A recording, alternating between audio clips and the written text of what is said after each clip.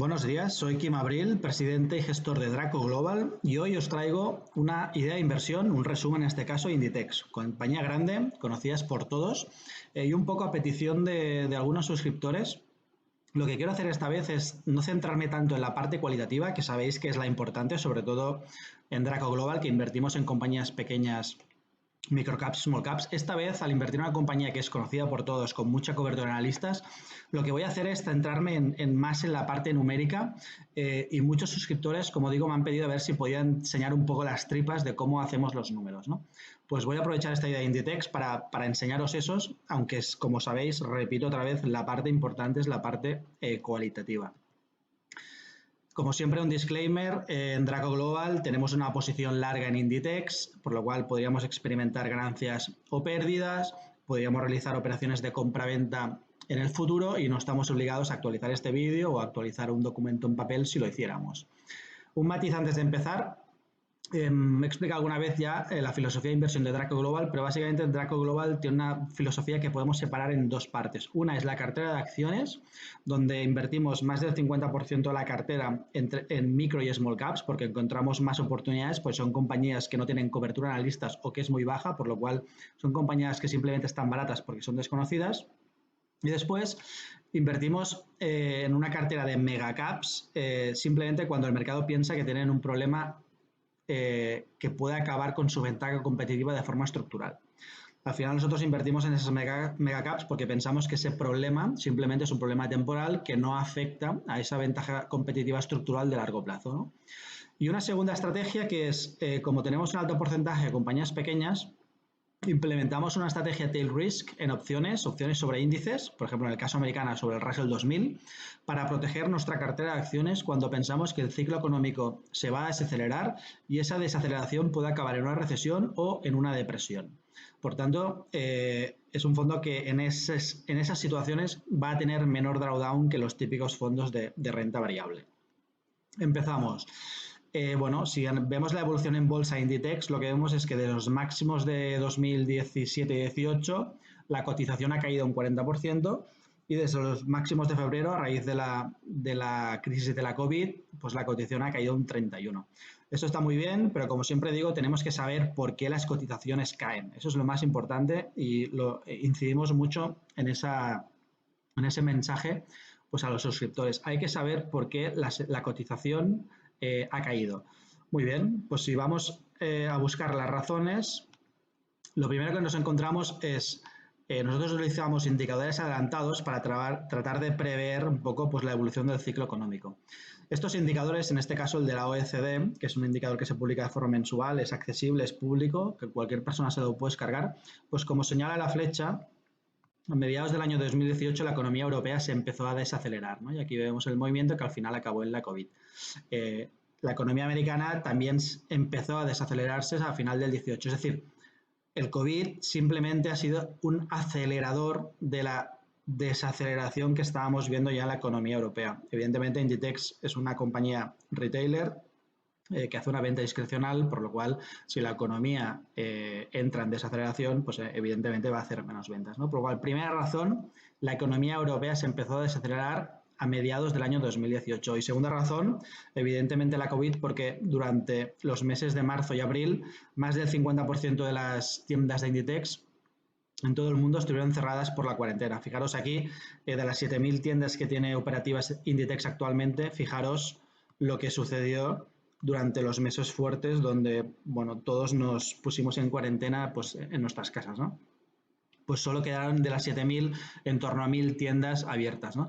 Después, durante el segundo trimestre y el tercero, ha habido recuperación y es verdad que ahora, y después lo comentaremos, pues estamos volviendo a hacer otras cuarentenas que no son tan estrictas como en los meses de marzo y abril, pero que sí que obligan a cerrar pues algunos establecimientos en algunos países, sea el fin de semana o durante la semana, ¿no? Por lo cual después comentaremos, ¿no? Pero tenemos ya las razones. Uno, desaceleración de la economía europea antes de la COVID y dos, la COVID. Muy bien. Si avanzamos, los resultados más recientes que tenemos son los del primer semestre del año 2020, ¿no? Lo que vemos aquí es que las ventas en el primer semestre cayeron un 37%, un menos 44% en el primer trimestre y 31% en el segundo. Segundo, recoge parte de la recuperación. Lo que vemos es estabilidad en el margen bruto. Esto es increíble. Pocas compañías realmente pueden hacer esto. Es decir, el margen bruto se ha mantenido estable y un poco la guía de la compañía es que esto sea estable en torno al 55%. Esta estabilidad al margen bruto es gracias, ¿no?, a las mejoras de inventario, después lo veremos, ¿no? Y evidentemente el margen operativo sí que ha estado penalizado, sobre todo consecuencia, ¿no?, de esta caída en ventas, ¿no? El margen operativo del primer semestre se ha ido al 18%, cuando normalmente está en torno al 27% en términos de venta, ¿no? Es importante destacar que si miramos los gastos operativos del primer semestre, fijaros la reducción de gasto operativo de Inditex. O sea, esto es increíble. O sea, pocas empresas a nivel global pueden realizar esta reducción de gastos para compensar la caída en ventas, ¿no? Después, si bajamos en la parte baja la cuenta de resultados, lo que vemos es que a nivel de beneficio neto la compañía entró en pérdidas, pero esto es consecuencia de un programa de optimización de tiendas que ya ha acabado. Si realizamos este ajuste, pues aún con esta fuerte caída en ventas, consecuencia de la COVID, pues Inditex no entra en pérdidas, ¿no? Lo más relevante es esto. La venta online, que después hablaremos, donde la compañía tiene unas guías a 2022 para que representen el 25% del total de las ventas, a primer semestre ha crecido al más 74%. Esto compensa parcialmente la caída, ¿no? Veremos que esto pensamos que se va a mantener, ¿no? Si avanzamos a nivel de circulante, Inditex se la caracteriza, y después también lo veremos, en que tiene una gestión de circulante por su modelo logístico y cómo gestiona, pues, inventario, deudores, acreedores, ¿no? Es decir, su fondo de maniobra es negativo, pero fijaros cómo a cierre del primer semestre la compañía ha sido capaz de reducir otra vez más su consumo de caja y su fondo de maniobra. Fijaros, aquí lo veis cómo ha bajado. Y aquí veis cómo se ha producido esto. Pues sobre todo la reducción del 20% en gastos de inventario, ¿no? Esto es consecuencia del modelo único, ¿no?, de unificación de inventario en tienda y en online, ¿no? Esto es increíble. Pasa que no quiero extenderme mucho en el tema porque, como hemos dicho, vamos a hacer algo más numérico, ¿no?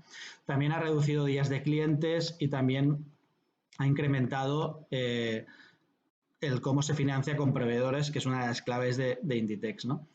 O sea, en las tres partidas que mueven la gestión del circulante de una compañía, Inditex ha sido capaz de mejorar esos datos y al final, pues lo que ha hecho es, sobre todo, que es la que más pesa a nivel de inventarios, Inditex estaba antes de la COVID en torno a 85 días de inventario. Hoy está en torno a 75 días de inventario y pensamos que esa cifra podría ir hasta 70 días, ¿no? Eso, como veremos, hay que modelizarlo en el estado de flujos de caja, ¿no?, porque al final acaba afectando a la evaluación, ¿no? Por lo cual pensamos que Inditex podrá mantener esta mejora en inventario y que podrá bajar sus días de inventario de 75 a 70 días, ¿no? Me gustaría poder encontrar esta estructura de fondo de maniobra negativo en muchas más empresas, pero la verdad es que es complicado porque Inditex en esto es una compañía única, ¿no? Por eso son las razones por las cuales nos gusta, ¿no? ¿Qué más? A nivel de ventajas competitivas he comentado que no voy a entrar en detalle porque ya es conocido, pero básicamente podríamos hablar de dos: diseño y ventajas en costes. Diseño, pues Inditex tiene un fuerte reconocimiento de marca a un bajo precio. Responde muy rápido a las tendencias de moda en tienda y sobre todo que tiene tiendas en zonas prime. Esto es importante, ¿no? Pero la ventaja más importante es esta, la ventaja en costes. Es decir, el centralizar la gestión del inventario, la cercanía, porque todos sus proveedores y distribuidores más del 60% están en una zona cercana a España, y su rotación de inventarios pues le confiere una ventaja importantísima, ¿no? Aquí lo vemos con los múltiplos respecto a los competidores, ¿no? Plazos de entrega de 1 o 2 días, rotación de inventario 2 veces a la semana en tienda, no gasta en publicidad, se financia con sus proveedores y encima tiene una escala superior. ¿Cuál es el resultado de esas dos ventajas? Pues que el margen bruto de Inditex está en el 55-56, competencia no está por encima del 46, márgenes operativos del 17% versus la competencia que está en torno al 3-5%. Esto se traduce en los retornos sobre el capital empleado, 20% respecto a 3-5%, y sobre todo, que aquí está la clave, ¿no? La gestión del fondo de maniobra. Inditex está en un fondo de maniobra negativo cuando su competencia está en 100 días, es decir, necesitan financiar 100 días de circulante. Esta es una barbaridad, ¿no? Respecto a la competencia, y no pensamos que la competencia pueda acercarse a los niveles de Inditex, porque al final su estructura logística es yo creo que incopiable. Eso implica una rotación de inventario evidentemente más alta. ¿Cuál es el outlook que nos da la compañía para el resto de este año? Pues bueno, en la última publicación nos dijo que pues, las colecciones de otoño-invierno han sido bien recibidas, que el 98% de las tiendas están abiertas. Esto ya a día de hoy no es verdad, porque con las cuarentenas que estamos viviendo y que probablemente se van a extender hasta final de año, pues no van a haber no tendremos todas las tiendas abiertas, sobre todo en algunos sitios en fin de semana, que parece que se está extendiendo la idea de hacer cuarentenas totales también para el segmento comercial, de cerrar las tiendas, ¿no? Por lo cual hay que ver cómo evoluciona esta segunda ola, pero en todo caso pensamos que tendrá efecto y así lo hemos modelizado en nuestros números, ¿no? También nos ha dicho Inditex que la venta en tienda y online ha bajado un menos 8% desde el 1 de agosto al 6 de septiembre, es decir, hay recuperación respecto a los datos que hemos visto en el primer semestre. Aunque, como hemos dicho, pues estos números hay que vigilarlos porque probablemente esta recuperación no se vaya a dar por las cuarentenas que estamos viendo ahora, ¿no? Aquí, dado que estamos analizando una compañía donde existe consenso de analistas, cosa que no tenemos cuando analizamos compañías pequeñas, pues he aprovechado para mostraros, y os diría, perdón, que cualquier persona que invierta en compañías grandes tiene que analizar y ver dónde está el consenso, ¿no? Pues el consenso analista, lo primero, lo que nos dice es que espera que para el tercer trimestre de este año, que se va a publicar la primera quincena de diciembre, que publica Inditex, espera una caída de ventas del menos 13,85 y del menos 12 para el cuarto. Este menos 12 ya implica cierta recuperación que, como he dicho, no pensamos que se vaya a dar. O si se da, será más incipiente, ¿no? Aunque sea negativo, quiere decir que cae menos de lo que el mercado espera. Y ya la recuperación, pues de la mayoría de los analistas está en el primer trimestre, ¿vale? Del próximo año. Recordaos que el año fiscal de Inditex es enero del año siguiente, ¿no? Por eso siempre veréis 22, 21, iremos un año por delante, ¿no? ¿Qué son estos gráficos? Estos gráficos es nuestra forma de ver dónde está el consenso. A nivel de ventas, el consenso hoy, esto está actualizado de ayer sábado, nos dice que espera pues, unas ventas de 21.573 millones de euros para el año 21 y 26.200 para el año 22. Esta área gris es la revisión anualizada de estas ventas en los últimos 3 meses. Fijaros cómo esa revisión en el peor momento de la crisis cayó hasta un 25%, ¿vale? En torno, pues eso sería abril, mayo, y ya después se empezó a recuperar, ¿no? Y estamos en este 5% un poco que va dentro de este menos 12 que hemos visto del 4Q, ¿no? Por lo cual, podemos hacernos una idea del grado de revisión. Podemos ver lo mismo en términos de EBIT, ¿no? El consenso está en que va a ganar 2.000 millones el 20 y más de 4.000 para el 22, perdón.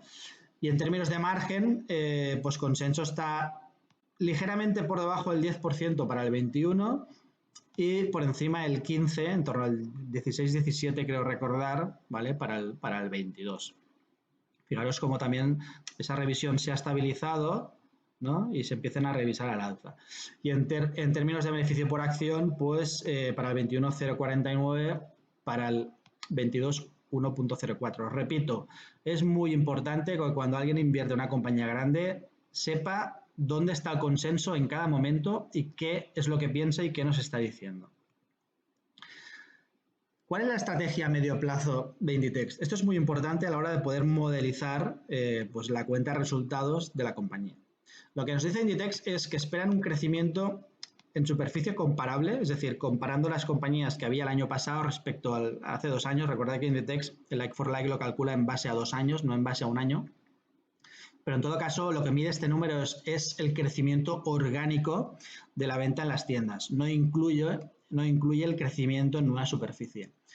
La compañía nos dice que espera crecer un +4 +6. Nosotros pensamos que este número es muy optimista, porque es verdad que en los últimos datos que hemos visto de like for likes de Inditex está bastante por debajo. De hecho, tengo aquí una chuleta El like for like durante 2013-14 estuvo entre el 2-4%, después subió mucho en 2015-2016 hasta niveles del 10%, pero desde ahí se ha desacelerado, ¿no? Y tiene sentido. Por lo cual, veréis que nosotros no hemos utilizado este crecimiento del más 4 más 6% en like for like, que si lo utilizáramos, evidentemente, pues el upside sería mucho, mucho más relevante, ¿no? Por lo cual, primero, tenemos que saber cuál es la expectativa de crecimiento de like for like. Después tenemos que saber que la compañía espera crecer en nuevas superficies, es decir, en nuevas tiendas, un más 2,5% anual. Y eso implica en torno o en promedio unas 150, tiendas al año. Nosotros aquí también otra vez hemos sido más conservadores y no hemos utilizado en ningún caso este crecimiento del 2,5, al menos para el año actual, ¿no? La compañía espera invertir en torno a 900 millones en CAPEX y después quiere seguir mejorando esa integración de tienda física y venta online, por lo cual va a haber una mejora del circulante y es lo que comentaba antes, ¿no? El circulante probablemente en días de inventario puede pasar de los 75 días actuales a los 70 que hemos puesto en nuestro modelo, ¿no? Esto evidentemente tendrá un impacto positivo en circulante. Uno de los datos más interesantes, la compañía prevé que para el año 2022 la venta online represente un porcentaje superior al 25%. Y espera destinar una inversión de 1 billón en el canal online, ¿no? Esto es muy interesante, pero pensamos que, primero, esta estimación o esta proyección la dio la compañía antes de la crisis de la COVID-19, por lo cual nosotros hemos estimado un crecimiento superior, o mejor dicho, hemos estimado que la compañía va a llegar a un crecimiento, a un porcentaje superior al 25% en el año, creo recordar, el año 23, después lo veremos, ¿no? Por lo cual, esta es una fuente importante de crecimiento futuro, porque hemos estimado una tasa de crecimiento compuesto a 5 años de en torno a, creo recordar, del 16%, ¿no? Por lo cual, aquí tenéis un poco la estrategia a medio plazo de la compañía. Like for like, crecimiento más 4 más 6, nueva superficie de 2,5, CAPEX de 900 millones anuales y las ventas online deben representar más del 25% de la totalidad de las ventas. ¿Qué oportunidades vemos en Inditex a largo plazo? Pues primero, que las ventas online como porcentaje de todas las ventas pensamos que serán por encima no del 25, sino del 30%. Igual aquí aún estamos siendo conservadores, pensamos que la empresa va a rectificar ese porcentaje. Pensamos, importante, que Inditex va a incrementar cuota de mercado porque hay muchos jugadores que deberán salir del mercado porque tienen muy baja rentabilidad y no podrán sobrevivir a los problemas que ha generado y que está generando la COVID-19, por lo cual se va a reducir el número o la oferta en este mercado, por lo cual Inditex podrá captar cuota de mercado de jugadores que van a desaparecer por el camino. La cuota de mercado global de Inditex hoy es un 1,5% a nivel de tienda y a nivel de venta online es un 1%. Nosotros pensamos que en los próximos 5 o 10 años Inditex es capaz de doblar esta cuota mundial y pasar del 1,5% al 3%, ¿no? Veremos si sucede, pero pensamos que el modelo de negocio es tan sólido que Inditex tiene capacidad para crecer y, importante, tiene capacidad para escalar su negocio. Recuerdo hace 10 años,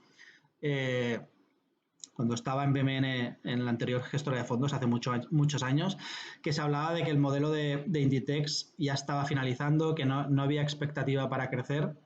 La realidad es que Inditex sigue creciendo y, de hecho, por eso nos da estas guías de crecer en like for like del más 4 más 6. Es decir, el recorrido de crecimiento y de escalabilidad del negocio en Inditex no ha acabado. Muy bien. Vamos a la parte numérica que os había prometido. En Draco Global hacemos siempre una cosa que pienso que es diferencial y que en general no se hace. Es decir, en general lo que hace la mayoría de inversores es, si invierten en compañías grandes, utilizan el consenso y aplican crecimientos, pero no tratan de desglosar cómo conseguir esa cifra de crecimiento de ventas. Ejemplo, nosotros estimamos que las ventas de Inditex para el año 21 serán estas, ¿no? 21.273 millones de euros, es decir, que van a decrecer un 24%. Nosotros podríamos mirar al consenso y que está en una cifra parecida y simplemente aplicar ese porcentaje, pero eso no nos ayuda a entender el modelo de negocio de Inditex. Esto es muy fácil en una compañía grande donde hay muchos analistas y donde, pues bueno, se pueden segmentar las variables clave.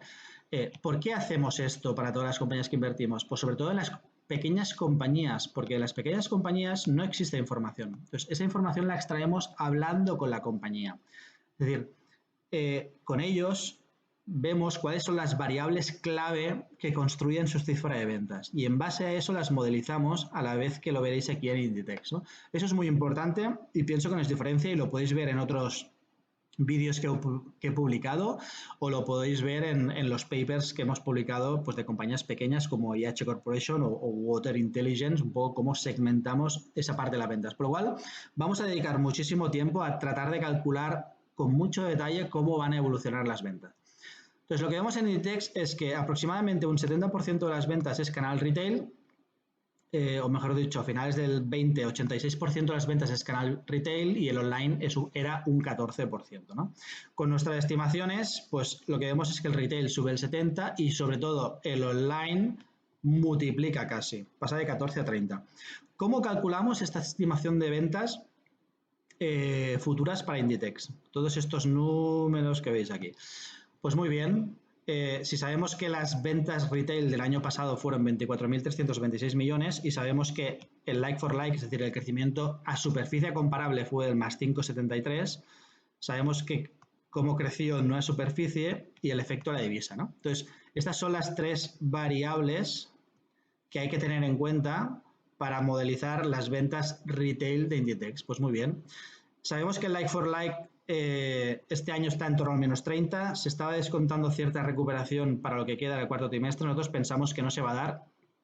Hemos sido muy conservadores y hemos asumido para nuestro cálculo una caída del like for like del menos 40% para el año 2021 y después cierta recuperación. No hemos sido muy agresivos, hemos visto números de más 20, más 25, hemos querido ser más conservadores, por lo cual caída del menos 40 y recuperación del más 15. Ya después, a partir del 23, fijaros que estamos asumiendo únicamente crecimientos del like for like del 1%, cuando la compañía nos dice que va a crecer, perdón, no me sale, al 4,6%.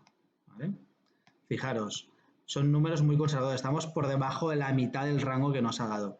Después, en nueva superficie hemos asumido, no sabemos el dato, la compañía no lo ha dicho, igual a ver si en la próxima publicación nos da más datos, que este año va a crecer un más 1. Y hemos asumido a futuro que no va a crecer al 2,5%, que es la estimación, el guidance de la compañía. Hemos estimado que va a crecer en nueva superficie al más 2%. Y después en crecimiento por efecto de divisa no hemos supuesto nada porque es imposible saber qué van a hacer las divisas, ¿no? Por lo cual, con todo esto nos encontramos que el negocio de retail va a caer un menos 40 en el año 21, muy por encima de lo que piensa consenso, un poco por encima. Y después se va a recuperar un 17% en el 22, estabilizando en un crecimiento del más 3 en adelante, ¿no? La sorpresa sobre todo viene en el crecimiento online. Hemos visto que a primer semestre la venta online ha crecido un más 74%. Nosotros hemos asumido para un total del año de un más 62,5%. Y esta asunción implica que el 4Q van a haber más cuarentenas, que probablemente el consenso aún no tiene puesto en sus números, y esas cuarentenas provocarán que ese ritmo de crecimiento fuerte en online se mantenga. Entonces, hemos asumido un crecimiento al 62,5%, ya para después decrementar ese crecimiento un poco a los números que veíamos en los últimos 2 años, cifras cercanas al 25, ¿no? Por lo cual, más 62,5 el 21, normalización al 25% el 22 y ya después caída del 20 hasta el 15% o 16%. Esto nos lleva a una tasa de crecimiento compuesto 5 años a 2025, pues del 15,5, la cual estamos bastante cómodos, ¿no? Si unimos el crecimiento retail en tienda física y el crecimiento online, nos vamos a una tasa compuesta en ventas del más 8,6, que nos parece razonable, y en venta retail estaríamos creciendo más 5%, donde gran parte de ese crecimiento no vendrá por crecimiento orgánico, sino vendrá por apertura de superficie de nuevas tiendas, ¿no? Lo cual, bueno, son números en los cuales nos hace estar muy cómodos. Os he dicho que os quería enseñar las tripas de la parte numérica de cómo hacemos los números. Repito, no es la parte importante es la cualitativa. Entonces, lo que hacemos es, una vez tenemos nuestra estimación de ventas segregada y hemos hecho un breakdown en función y la hemos calculado en función de sus variables clave, pues lo incorporamos, ¿no?, a nuestra cuenta de resultados. Y aquí tenéis un poco la estimación que hemos hecho de ventas, pues la incorporamos en el top line de la compañía. Pero hay que hacer más estimaciones. A nivel de margen bruto, nosotros hemos estimado un 54%. Ese número es inferior al margen bruto que la compañía ha sacado en el primer semestre, que está por encima del 55%. Pero pensamos que en la medida en que están habiendo cuarentenas en este cuarto trimestre, pues eso va a tener cierto impacto en el margen bruto, ¿no?, del año 2021. Ya en adelante hemos asumido margen bruto estable en torno al 55%, que un poco es la guía a la compañía y es el margen bruto que quiere mantener. Pensamos que la compañía lo puede mantener y un poco que las mejoras de inventario y de eficiencia a nivel de coste de venta pues estarían metidas ahí, ¿no? Por lo cual, estimación del 55% de margen bruto. Después, en gastos de personal, estructura, aquí sí que pensamos que Inditex es capaz un poco de escalar esos gastos y hemos supuesto que van a pasar pues del 29% sobre el total de las ventas a un 27% en 2025. Esto nos genera cierta escalabilidad que junto con esta mejora del margen nos permite que el margen el margen operativo medido en términos de EBIT, pues pueda pasar de nuestra estimación del año 2021, que es a un 12% aproximadamente. Probablemente esta estimación es superior a la que tenga el consenso, pero pensamos que en la medida en que el top line, las ventas en el cuarto trimestre también van a desacelerarse, la compañía seguirá mejorando su estructura de costes para tratar de minimizar la caída. Por lo cual pensamos que la compañía no podría dar un 12% de EBIT margin para el año 21. Y después lo hacemos crecer hasta el 16% para llegar al 18% en el año 25, un poco pues consecuencia de esto, ¿no?, lo que comentamos, la capacidad de recuperación del top line, las nuevas aperturas, también esa mejora en costes y estabilizar el margen bruto en torno al 55%, ¿no? Por lo cual, aparte de la modificación de las ventas, tenemos que modelizar los márgenes. Aquí tendríamos los intereses que paga por la deuda. Recordar que por la nueva norma IAS 16, en el año 19 las compañías desde enero se veían obligadas a capitalizar en balance los leasings operativos. Es decir, no es verdad que Inditex sea una compañía de caja neta. No es verdad, porque con ese cambio contable, y os invito a que veáis nuestros vídeos de análisis contable en nuestro canal, pues Inditex tiene cierta deuda en balance. Evidentemente, al final tiene más caja porque la caja es superior, ¿no? Pero estos intereses son intereses de la deuda generados, ¿no?, por esos leasings operativos. Con todo esto llegamos a un beneficio por acción de 0,6 en el año 21 y del 1,1 para el año 23, ¿no? Y aquí tenéis un poco pues todo el desglose que hacemos de la cuenta de resultados. A nivel de balance, pues muy fácil. Ojalá los balances de las empresas fueran tan fácil como estos. Por un lado, la parte de activo circulante es pues caja más inversiones a corto plazo. Y después la parte de circulante, que es fondo de maniobra, que es inventarios y clientes, lo tenemos aquí. Se financia íntegramente con proveedores, ¿vale? Es decir, la cifra de proveedores es mayor que la cifra de inventarios y la cifra de clientes, y esa es una de las grandes ventajas que tiene Inditex, por eso tiene un fondo de maniobra negativo de 100 días, ¿no? Eso va a ser así y probablemente se vaya a incrementar. ¿Por qué su cuenta de proveedores es tan importante? Pues porque Inditex hace que para el proveedor de Inditex sea una parte importante del negocio. Entonces tiene muchos proveedores donde representa gran parte de la facturación. Entonces los puede apretar y puede conseguir unas mejores condiciones de financiación con el proveedor. A cambio, el proveedor, aunque tenga un único cliente que es Inditex, se asegura pues que ese cliente es solvente como lo es, ¿no?, y que le da órdenes y trabajo de forma indefinida, ¿no?, a priori. Después aquí vemos la deuda que viene por la consolidación en balance de los leasings operativos. Según nuestras estimaciones, esa deuda desaparece ya en el año, ¿vale?, en el año 2023. En el año 23 Inditex es net cash, ¿vale?, es decir, ya no tiene deuda en balance gracias a su generación interna de flujo de caja. Y después, pues los fondos propios, ¿no? Por lo cual, al final, el pasivo de Inditex es me financio con proveedores, un poco de deuda que va a desaparecer y fondos propios. Fijaros, 16,7 billion respecto a un total de 26. Y por la parte del activo, repito, pues tenemos caja y activos a corto plazo. Tenemos la maquinaria, las fábricas y tiendas en propiedad por 13 billion. ¿vale? Respecto a los 26, ¿no? Es decir, un balance muy fácil de entender, ¿no? Y por el lado del estado de flujos de caja, pues una vez tenemos los beneficios, incorporamos todos aquellos movimientos para llegar al flujo de caja operativo, ¿no? Amortizaciones y sobre todo la contribución del circulante, que en este caso es negativo en Inditex. Esta es una partida a la cual en compañías maduras y muy solventes como Inditex, pues tiene sentido hacerla, pero ya después, ya no digo en negocios cíclicos, pero en muchas otras compañías hay que vigilar mucho con lo que uno pone en su modelo a nivel de variación del circulante para calcular el cash flow operativo. No soy muy partidario de este dato porque al final se asumen unas estimaciones que al final no se cumplen casi nunca y hay mucha volatilidad de circulante. Entonces, yo solo utilizo este dato para compañías donde el negocio es estable, un poco maduro y hay visibilidad sobre esta línea de la cuenta de resultados, ¿no? En este caso del flujo de caja.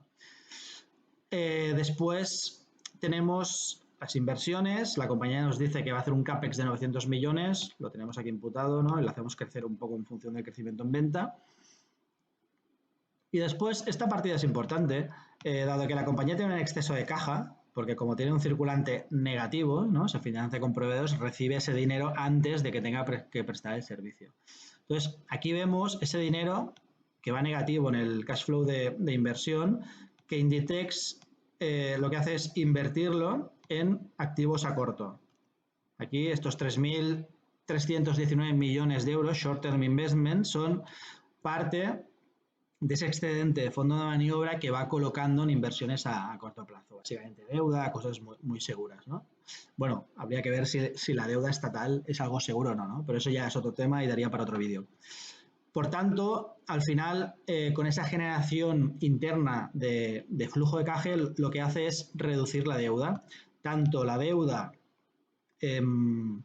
perdón, aquí, sí, tanto la deuda que tenemos aquí, que viene en este caso por leasings operativos, como cuenta revolving si tuviera, ¿no?